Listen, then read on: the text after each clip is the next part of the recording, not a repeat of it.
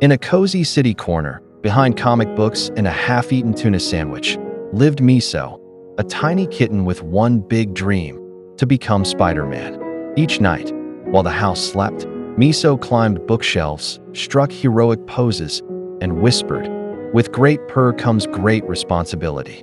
She practiced wall climbing, mostly sliding. She tested webs, string, yarn, even spaghetti. Nothing worked, but failure didn't faze her. Miso crafted a costume from a red sock and a blue ribbon. Not perfect, but heroic enough. Because being Spider Kitten wasn't about sticking to walls. It was about bravery, kindness, and bouncing back, even from the laundry basket.